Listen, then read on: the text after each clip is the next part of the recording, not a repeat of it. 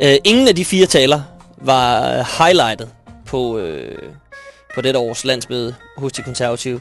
Der skal vi et helt andet sted hen. Nu skal vi møde en ung fyr, som er tidligere formand for Konservativ Ungdom, som talte på et ikke sådan specielt...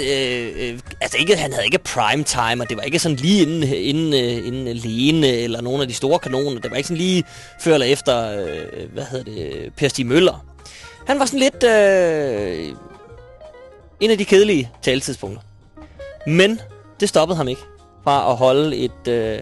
Brav af et indlæg. Et brav af et indlæg.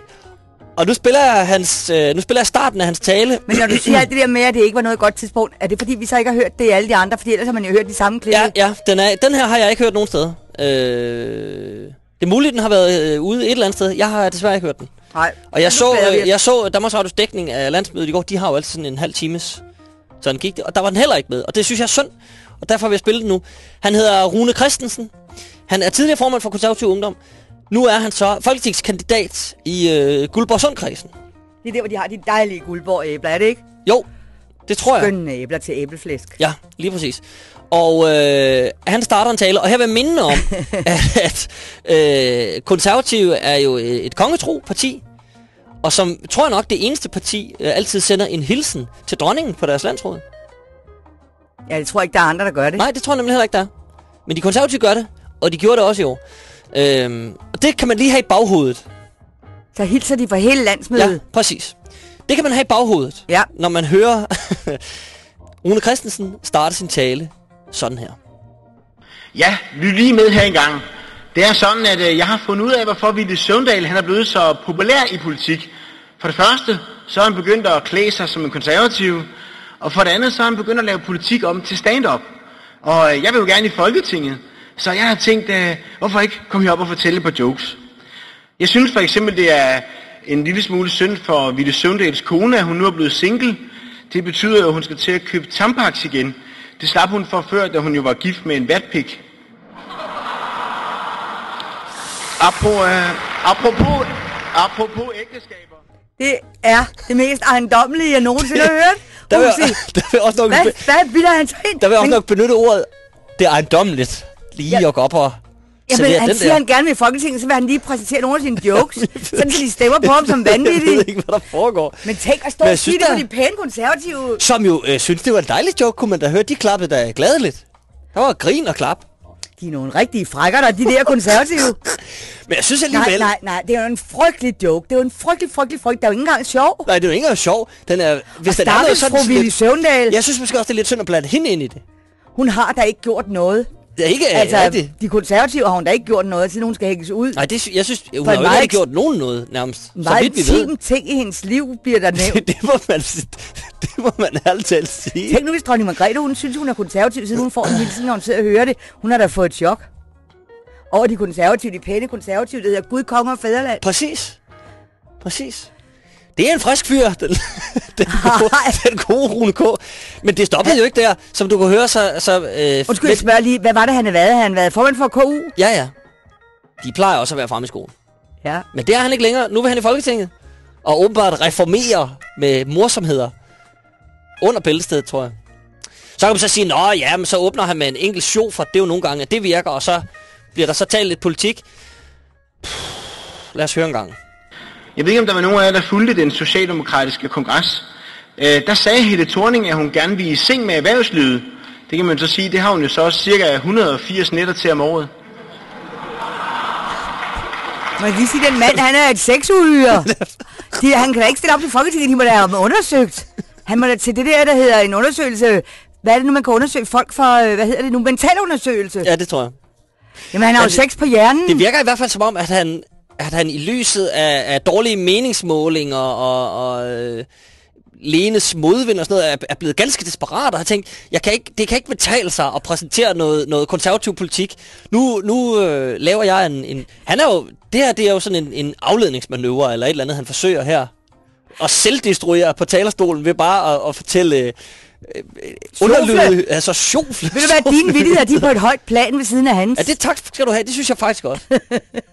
Det jeg synes, hvis man ikke har andet på sit politiske program, end at antyde, at Helle Thorning går i seng med erhvervsleder 180 dage, hvor hendes mand er i udlandet, det måske... Men jeg tror, han selv har fundet på de der sammen. Det tror jeg bestemt. Jeg tror, det er hjemmeskrevet, det her. Og han har nok været længe om det, og han er frem og tilbage. Nu skal det se, jamen nu, nej, det her er sjovere. Han tror, han lidt er Victor Borge eller sådan noget. Ej, jeg tror, Victor Borge vender sig i sin grav over så uelegant en vittighed som det her.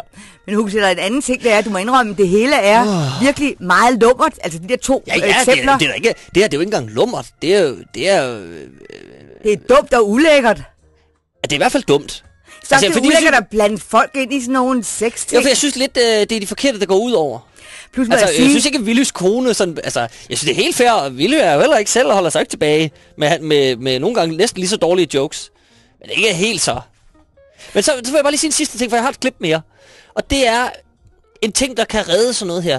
Det er jo så, hvis man har lidt selvironi, og så runder af med måske en vits, der lander hos en selv. Lige husker, nu har vi drillet Willy, vi har drillet Helle, og så kigger vi også lige indad, bare sådan for... Lige at være nogenlunde ordentlig. Skal vi se, om han kan det? Ja. Det prøver vi. Og så er der os selv. Jamen altså, jeg må sige os selv, jeg har simpelthen ikke kunne finde på nogen jokes. Vi har efterhånden fået så mange supplanter ind, at jeg ikke aner, hvem der er tilbage i Folketingsgruppen. Så Willy, der kan du se, vi kan også godt være sjove. Forskellen mellem os to er bare, at vores politiske program, det ikke også er en joke. Tak for ordet.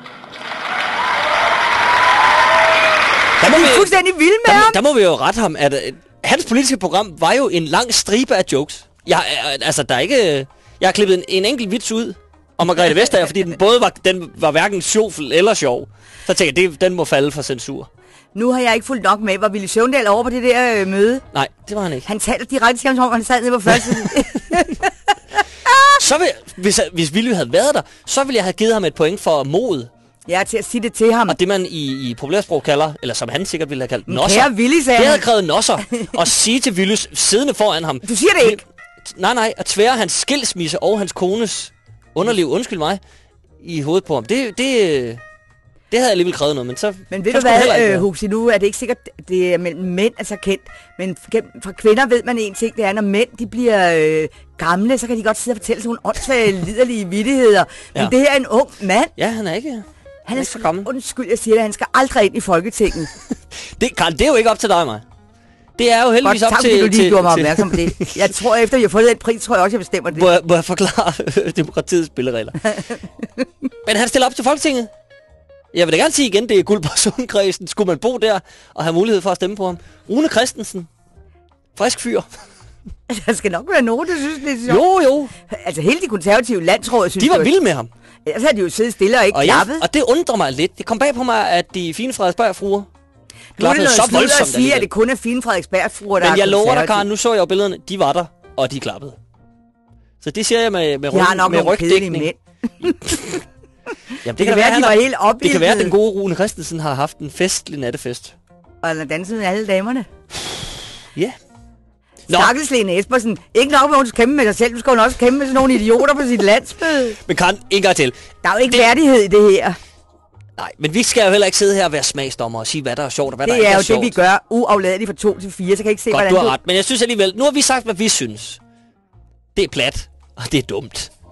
Ubegavet. Altså hvis man som folketingskandidat, så må man lige svinge sig op til lidt bedre. En ting er, at jeg gør det. Men jeg vil love højt og heldigt, at jeg på intet tidspunkt stiller mig op, hvor jeg skal forvalte andres penge. Plus du må nok sige en ting, når nu du hører dem fortalt. Kan du så ikke høre, hvor latterlige sådan nogle sexvitser? Jo, men det er jo ikke sjovt. Lige meget. Men det er så, hvad det er. Det er, hvad vi synes. Men hvis man nu sidder derude og tænker, jeg synes faktisk, det var meget sjovt, så har vi lavet en lille afstemning ind på drdk/p3 på vores hjemmeside. Og der kan man gå ind og stemme på, hvem der så er sjovest, Naser Khader eller Rune Christensen her. Og man kan høre vitserne igen og igen. Og hvad med politibetjenten? Jamen, han er med i Naser Khaders, så det er sådan en... Der er en comedy duo. Men jeg så godt, at de sammen var der en politibetjent med solbriller. Jamen, det var ham. Og så tænkte jeg, hvorfor må der er politi med til landsmødet? Det kan godt være... Det er konservativt. Det er Ben Bensens parti. Det var, de var bange for bombetrusler, og så lå de jo simpelthen betjenten med en mand stå på scenen til lige at ordne det. Nej, det var Mike Legarde, som lige var færdig med sin burka-sketch. Ej, Huxi. Det var det. Sådan var det, og derfor stod han i sin uniform. Så tjek ind på dr.dk/P3, afgiv din stemme, og igen, altså hør vitserne igen og igen.